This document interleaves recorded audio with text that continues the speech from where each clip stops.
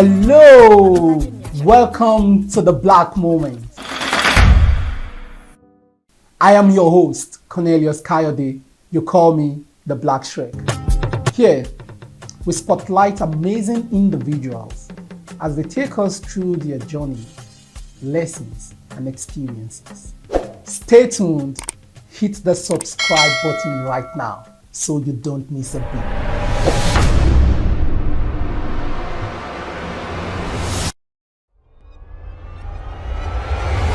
Yes. Mr. Nii Ayi. So, you pride yourself to be a revolutionary. I think myself one. So, tell me, what was your first drive to becoming Nii the revolutionary? Right.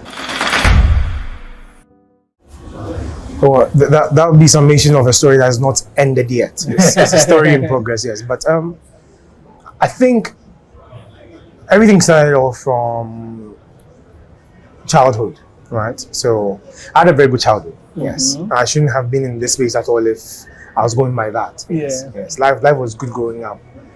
But then I got involved in student politics. So from junior high, I was actually school prefect. Went into senior high where I was school prefect as well. So that's where I got introduced to the political aspect of things, yes. And then I realized it was not just about holding the position, but then I realized you had to pick on responsibilities. You're responsible for a lot of other people, right? Well, I was not too aware or conscious of that, but those were the foundational building blocks of everything I'm experiencing now, yes. So looking back in hindsight, I think that's where I started getting my experiences from, where you were responsible for a lot of people. You had to deal with a lot of people in leadership positions, right? So in the tertiary level, I actually decided to stay away from everything political. I wanted to just, keep a low profile, enjoy a normal life for once, yes. But then after that, I realized I got sucked right back into the position. But it has not always been from this perspective where I think of things in terms of being a revolutionary. I think prior to 2014, I had a very different outlook on life. Yes. My outlook then was just like every other person has.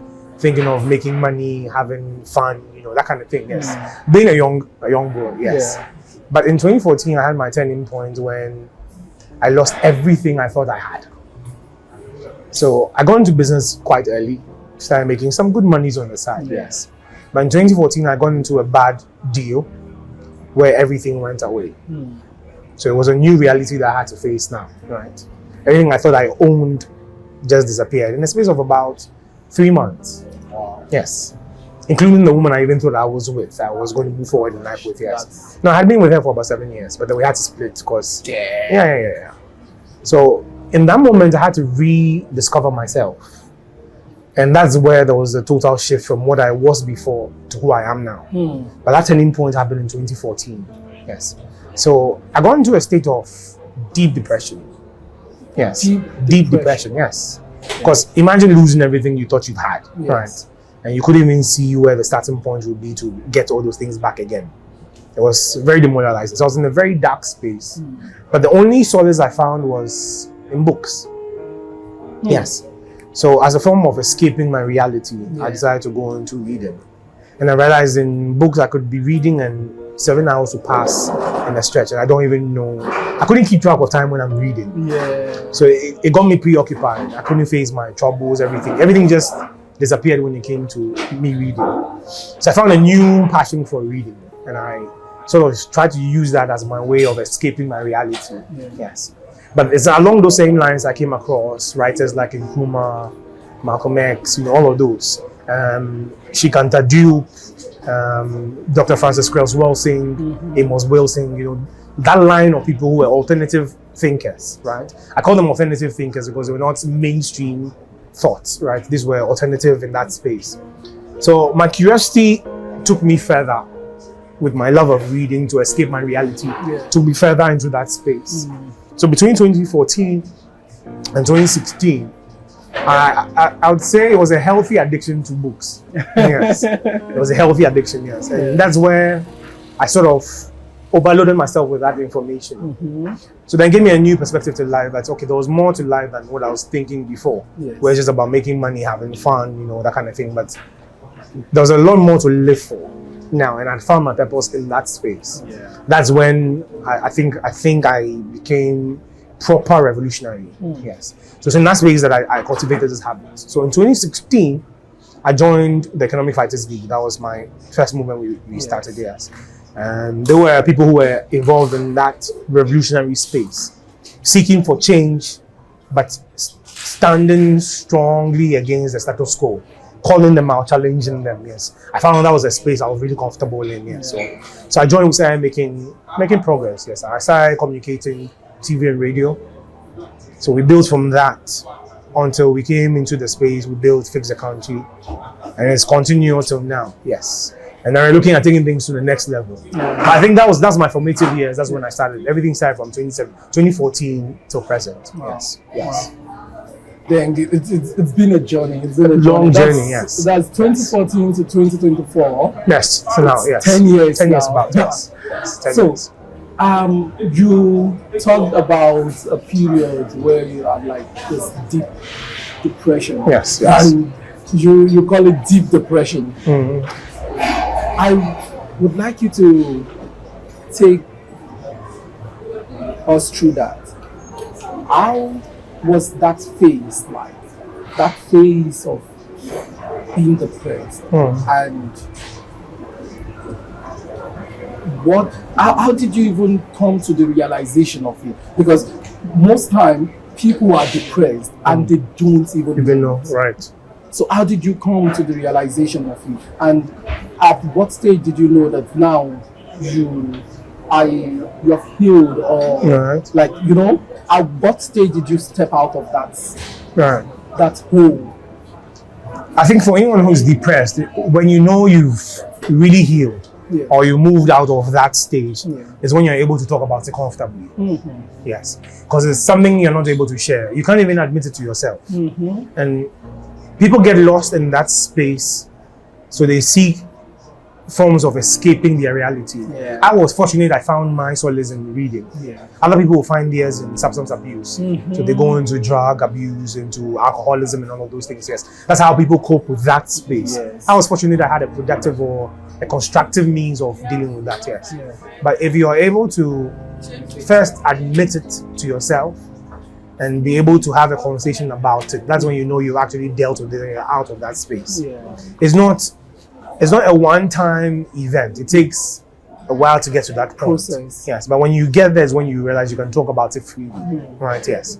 So that's how I knew I was out of it. But when I was in that space, it's a dark moment in that you really don't have any reason for living it again. It's like, what's the point of all of this? Right, yes. And that's where all those suicidal thoughts might kick in. Like I said, I was fortunate. I found that when I get into the space of reading, I'm able to escape everything. So I was doing reading marathons. I could do 7 hours in a stretch. And I don't even realize that's how much time has passed. Because you're in a dark room, there's no light around. You're not on phone dealing with other people. You're just lost in the books, right? And then you're going through the pages. And then maybe you want to take a break, probably a water break, or you want to use the bathroom. That's when you realize, oh, this much time has passed. So you do that, take maybe a 30 minutes break, and then you jump right back into the next one. And one of the things I was doing then was, I found different authors who were giving out different sets of information. So what I used to do was I read one, I take a break, and then I switch to the next, and then I attend to the next, right? So it was a mix of curiosity and that healthy addiction to reading. So I was just moving through several authors at a time. So I could do long stretches of reading, only because when I was not reading, I was facing all the reality that I was dealing with, and it was a space I didn't want to be in. It just helped you to like just zone out. Yes, and that was healthy. Like I'm saying, I was fortunate I found that. But looking back, I can say maybe it was bound to happen, because that's what brought me to where I am right now. Because it introduced me to a new space, and the excitement with which I was assimilating the information. That was the drive that kept me going on. Let me do more of it, right? Yeah. So I was just in that. Yeah. But I realized I was out of that dark moment when I realized, okay, now I can talk about it. I mean, I didn't have, it was not something I was shy about or I was ashamed of. I mean, I could talk about my experience, and I've actually been able to have that conversation with other people to help them through those spaces they've been through. Yes. So I've met people who have mentioned that they are depressed, they think they're going through some things and all of that. Yes. I'm able to have this conversation, share my experiences with them, and then not everybody able to adopt my escapism methods. But I mean, yes, it goes to show them that they're not alone. These are things that you can deal with. You can come out of here if you have conversations about it. Yes, that's basically how I went around it. Yes, that's beautiful. That's beautiful. When it comes to depression, there's been this should I say a collide between the way male depression is being treated the same way as female depression. You know, most time, I don't know what your perspective of this is like, but most time it's felt like male depression does not actually need that focus of like, a hand to cuddle in, or a place to someone to just show you love in a way. Like I think male depression is tackled more with a space of purpose, like giving a man that sense of purpose, something to do, you know, something that can put the testosterone to work, you know. I think in a way that works more for the male than the pattern for female depression. What do you think about that? Right. Well, I don't think. Well, purpose has a part to play in this, but I don't think that would be an efficient way of dealing with depression for a man, to give the man something to do. Because depression could actually stem from a feeling of inefficiency, right? That a man might feel he's not up to a task, right? Or he's not able to deliver on certain things, and that can get him depressed.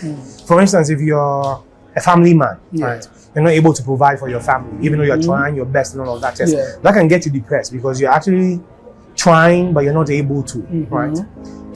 It's not just to say giving the person a better job might fix that problem, because if he still feels inadequate, right, not necessarily just being able to provide financially, but if he's not able to provide as a man, provide that support as the provider and protector of his family, he can still be making so much money but still not feel as a complete man. You get it? Yeah. So I think depression for men particularly stems from a certain societal norm that has been established a man must fit into, right? We have society that thinks a man has to be one who shows bravado every time. You have to be aggressive. You get, it has to always be that show of aggression, I mean. And you have to always be in that domineering position. That's been a certain societal concept of man that has been constructed, right? So a man is not given that opportunity to be able to even vent out, to even talk about his problems, because that is not manly. I think this conversation will go a long way if we can look at it from that societal perspective of gender roles, not just the sex. So this is a gender role that has been created, right, by society. But I don't believe a man is made a man only because of his ability to show aggression. It's only part because a man is seeking to play his role as a provider and protector. And to be a protector, you have to have a certain level of aggression you can show in certain specific instances or context, right? Yes. I think that is part of standing within that role of being a protector as a man, right? Yes. But it's not that you walk around always being aggressive, abusive. No, that's not the show of manship. But I think one of the other things that will show the strength of a man is being able to be vulnerable. Wow. Right, yes. that you being vulnerable, being able to talk about your emotions, expressing them, doesn't make you weak. It actually makes you strong, because it takes a certain level of strength to admit how you're feeling and to communicate that properly, right? But I think that's one of the things that men are lacking a lot of, or we've not created a certain enabling environment for men to participate in that healthy environment, right? Yes. So I think it's a misconception. Men are not able to voice out. So they end up bottling up a lot of emotions, and that's what becomes destructive. So a man could be depressed only because he's having problems he cannot talk about. And he's having to bottle all of these in and still show up smiling and, you know, acting all tough. That can destroy you from within. And we see that in very toxic behaviors, where you can find him being overly aggressive, even without being in a position where he's supposed to be a protector. But now he becomes the destroyer, because he has become engulfed in that toxic environment within. But I think if we can create the room or the atmosphere for men to be able to speak out, to voice out, to share their emotions, their experiences, their feelings, without being looking down upon or being thought of as weak and all of that. I think that could be a very healthy space for us to begin to deal with male depression. I will not be able to speak to female depression because, of course, I'm not a woman. Anything I say might be a little biased or be from a man's perspective. But speaking to depression in general, I think giving people, men or women, the enabling environment or the comfortable space to be able to talk about their experiences without being judged or being looked down upon. I think that environment can actually make people go through that process a little bit more easier. And a little more comforting. I think we should do that for people as people, not necessarily based on any sex or gender basis. Exactly. Right. I think I've listened to this consistent conversation, and you know, most time people have their points that they make on this spaces, talking about okay, this is how a man's depression should be, and it's kind of different. But as you just said, I feel things that has to do with emotion does not have to have its kind of like gender role around it. And in one way or the other, there are times whereby a man wants or needs a space of purpose, but the same thing for a woman too. Sometimes I remember when my wife came down to Ghana, within the first month, because she's German, and within the first month it was difficult for her because she felt like she don't have friends here. There was nothing to do. She couldn't fit in here. You know, it was a whole struggle for her.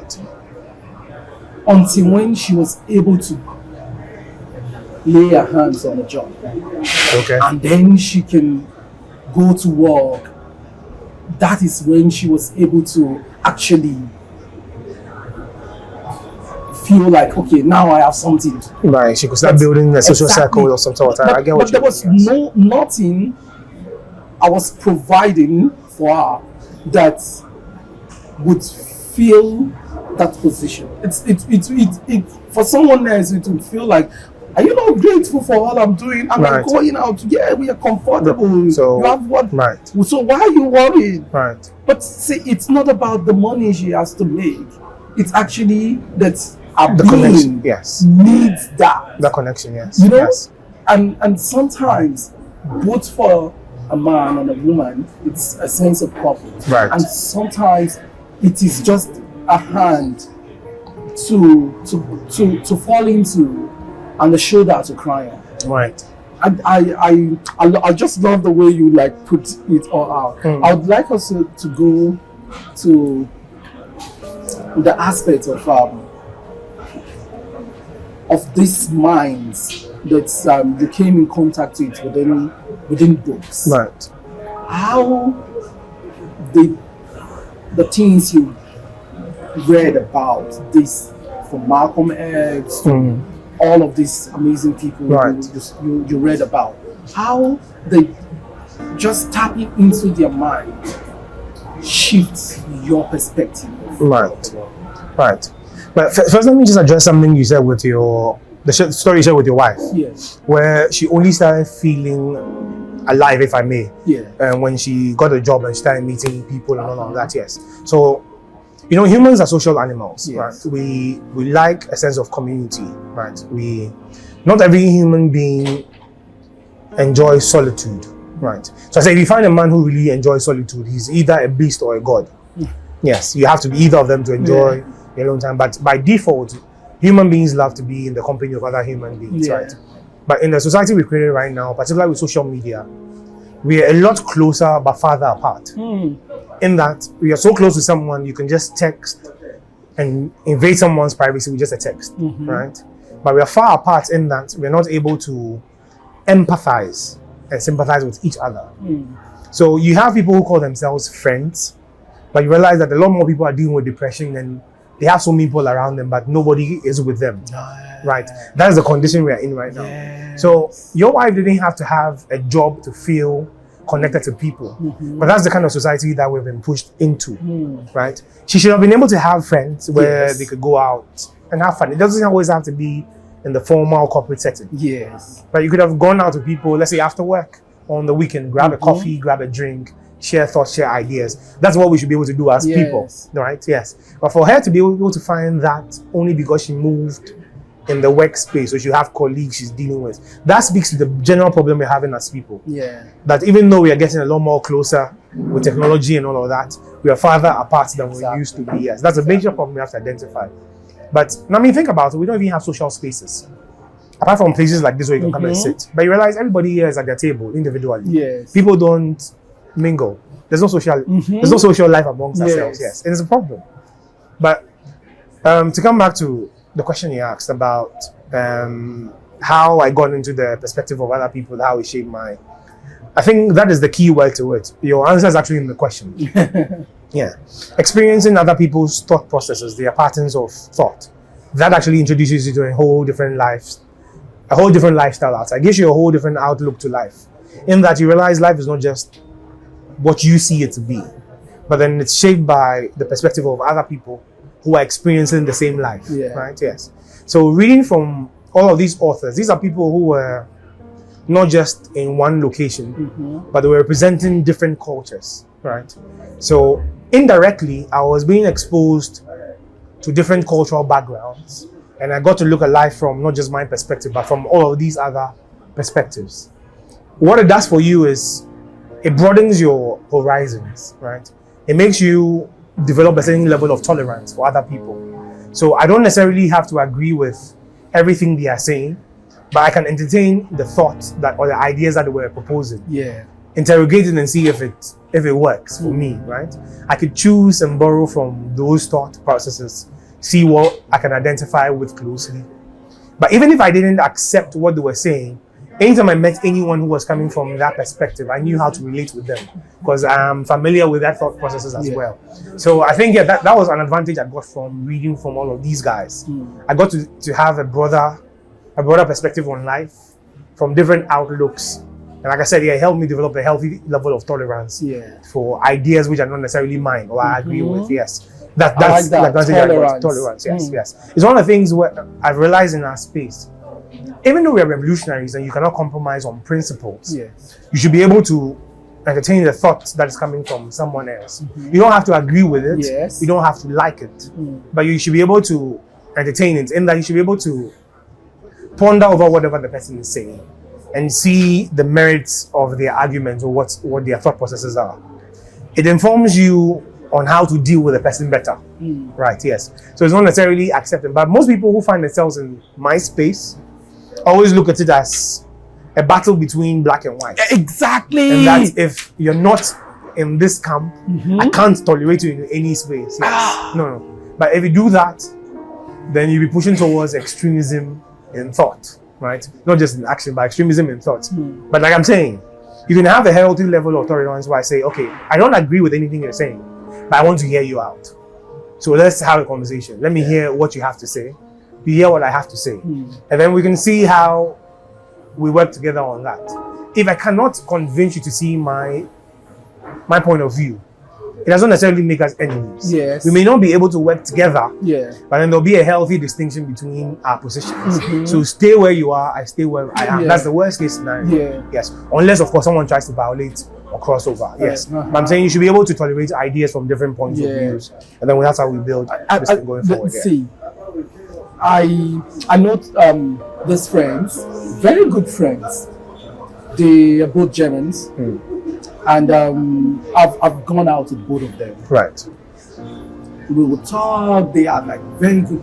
You know, we went to different places together. Right. Stuff, had good conversations. You know, as in within the time, they were like inseparable. You know, until this whole issues between Israel Palestine. and Palestine. Right. So one of them had lived in Israel with an Israeli host family. Those people cared for her so much. Right. She loved those people. So when she heard about what happened in Israel, she was heartbroken and she was like on the side of Israel. Yeah. Now this other friend Was sympathetic towards Palestine. Yeah, fully sympathetic toward the Palestine. And this person posted something that is pro-Israel, and this person saw it and was like, what? And then they had this conversation. Yeah. Today, both of them don't talk to each other any longer. Right. Your friendship can go far. Yeah. In that they don't hide their emotions, or they don't pretend amongst themselves or to each other, which is a good thing. But I think they should have a conversation that goes beyond sentiment, and deal with the substance of the issue. Yeah. Are you angry with me for supporting wrongdoing? Yes. Or you're angry with me only because I took a side? That is the conversation they should have amongst themselves, and they realize they are both wrong for how they are handling it. Exactly. Yes. Exactly, and I think in most cases, this is what we as humans do. We tend to choose sides. We tend to there's no middle line. You're either here or you're there. Right. And most time it's not that. It's about what is right or what is wrong, what is just. As in, it is more about that space of moral. And then at the end of the day, looking at the broader picture of we shouldn't throw away should I call it a good relationship because of a problem. Most time we tend to look at it that you are the problem. Right. I am the problem. Right. Instead of there is a problem. Right. And in most cases, we need to look at the problem as the problem that needs to be solved, not you are the problem. Right. So it applies in certain situations, but not all situations. Yeah. Right. For instance, if you're dealing with principles, right? Principles are universal, but morality is subjective. What could be right in our part of the world may not be right in another part of the world, right? But principles are universal in that honesty is a principle that is universal, no matter where you come from, where you go. Honesty is honesty. Truthfulness is a principle that is universal. But morality as to what we consider right and wrong are subjective, right? So that is difficult to deal with, right? Because then who becomes the arbiter or decider of what is right and wrong? I'll give you this analogy. I like to use this. This is my favorite analogy I use. The lion will never eat grass for no reason, right? The lion always must eat meat. And lions are animals that don't eat dead meat. They like to catch their kill live, right? Yes. And in doing that, it means the lion will have to spill innocent blood. But this is only being done because the lion must eat. Like I've already established, the lion can never eat grass. Yes. But mind you, the antelope or the gazelle or whatever animal the lion is feasting on will probably be a parent to some other animals. Yeah. Right? Would you term that as right or wrong? The lion having to kill another animal just to feed. Is that activity right or wrong? Deep.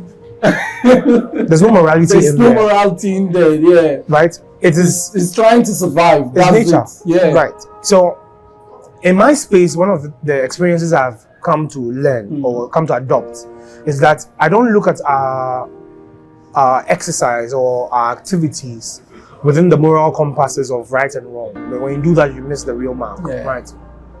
If an assailant came into your house and tried to murder your wife and your children, you'll be forced to go into full defense mode, right? Which might include you having to kill the opponent, right? Now, that is not a good act. It's still murder. You killed someone, right?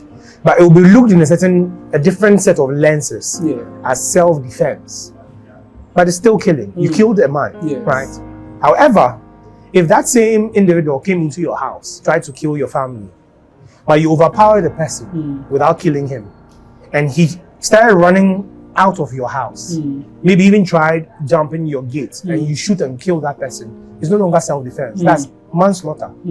So you could be charged with involuntary manslaughter. We're not doing law, but I'm just trying to show you how the same activity or action can be looked in different lenses. So someone comes into your house, you protecting yourself, you end up killing the person. It can be ruled as self-defense if it happened in the process of you struggling to save yourself. However, if that same person tries to make a run for it, try to escape from your house after trying to kill you, and you end up killing that person in his attempt to escape, that is no longer self-defense. Because the person was actually escaping and you still killed him. That would be involuntary manslaughter, murder, right? And then if you go into someone's house and decide you want to take this man's life and you take his life, that is murder, premeditated murder, right? In all these three instances I've described, all of them included the taking of a life. But it is the perspective that gives a different twist as to whether it is right or wrong. But who decides this? Right? So, in dealing with these issues, like I said, with your friends, they were looking at it based purely on sentiment, how they felt about the situation, not about the merits of the situation being discussed, right? And if you go into that merit, it's not about morality, because who then becomes the decider of what is moral and what is unjust? Yes. But in certain instances where there's an oppressor and there's the oppressed, you can never take a neutral ground.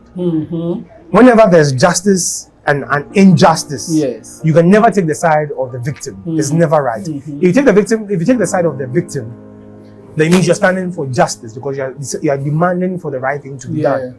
But if you side with the oppressor, then you are supporting injustice. And that's what happens when you take a neutral position in the case of injustice. So if I'm using an extreme case just to drive my point home, in a case of rape, right, where a lady has been abused by a man, you cannot be neutral in such a case. Right? The moment you're taking the neutral stance, it means you are siding with the oppressor or the culprit, right? Yes, rather than the victim. And it is not just because you're siding with the victim because maybe you have a personal relationship with the victim, no. But you're standing on the point of justice and say an injustice has been committed and justice must be served. That is the position you take. So it's not based on your relationship with the person, who in this case would be the victim or otherwise. But yours is on the side of justice. But with morality, that is where it becomes a problem. Because who decides what is moral and what is immoral? Because that is depending on the social norms or the cultural dispensation of whoever is looking at it. Right? So again, just to wrap up on that point, I, in my space, like to deal with the merits of the situation and look at if there has been an injustice done. And I'll always take the side of justice. That's what I do. But I don't, in dealing with justice, you don't necessarily have to deal with morality. You deal with the circumstance and the matters, the merits of that circumstance. That's how we deal with it. Yes. I love the way you broke it down. Like, stay tuned. Hit the subscribe button right now so you don't miss a beat.